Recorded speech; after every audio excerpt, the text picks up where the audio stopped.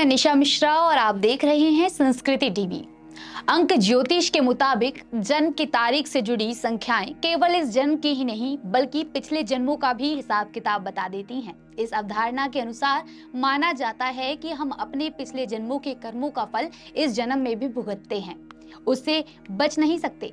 ये कर्ज किसी भी रूप में हो सकता है, जैसे कि स्वास्थ्य समस्याएं, संबंधों में कठिनाइयां, आर्थिक संकट या कुछ प्रकार के कर्तव्य। तो आइए जानते हैं ऐसी 3 तारीखों के बारे में जिसमें जन्मे अलग अलग व्यक्तियों के पिछले जन्म का कर्ज इस जन्म में उनको चुकाना पड़ सकता है। नंबर 1, 16 तारीख। न्यूमेरोलॉजी के मुताबिक किसी भी महीने की 16 तारीख को जन्मे व्यक्तियों की परेशानी कोई और नहीं बल्कि यूनिवर्स होता है। इनका काम ऐसे जगह और ऐसे वक्त में खराब होता है जहां किसी प्रकार का कोई मानवीय हस्तक्षेप यानी ह्यूमन इंटरफेरेंस होता है। अंक ज्योतिष में इसे देवी प्रकोप भी कहा जाता है। ऐसा पिछले जन्म के कारण होता है। कहते हैं कि पिछले जन्म देवी देवताओं और घर के बड़े बुजुर्गों के अपमान करने से अगले जन्म में इस प्रकार की दैवी समस्याएं आती हैं। नंबर 2, 14 तारीख। किसी भी महीने की 14 तारीख को इस धरती पर पैदा होने वाले व्यक्तियों के बारे में अंक ज्योतिष कहता है कि पिछले जन्म इन लोगों ने अपनी जिम्मेदारियों से बचने का काम किया था।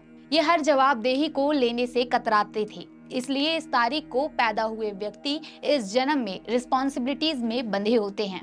कर्तव्यों और जिम्मेदारियों का ये बंधन काम के प्रति हो सकता है, किसी रिश्ते जैसे पत्नी, दोस्त, बहन, संतान एक प्रति हो सकता है और जिसे हर हाल में पूरा करना ही पड़ेगा। इस जन्म नहीं बच सकते। नंबर 3, 13 तारीख। किसी भी महीने की 13 तारीख को इस दुनिया में आए लोगों के बारे में कहा जाता है कि वो दुनिया में केवल और केवल काम करने के लिए पैदा होते हैं। अंक ज्योतिष के मुताबिक अंग्रेजी की कहावत ऑल वर्क नो प्ले इन तारीखों को पैदा हुए लोगों के लिए ही बनी है। कहते हैं पिछले जन्म का ये कर्ज केवल काम करने से पे बैक यानी खत्म होगा।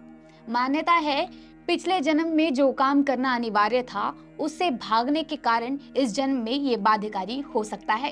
तो कैसी लगी आपको आज की ये जानकारी, हमें कमेंट में जरूर बताएं और ऐसी ही अन्य जानकारी के लिए सब्सक्राइब कीजिए हमारे चैनल संस्कृति टीवी को।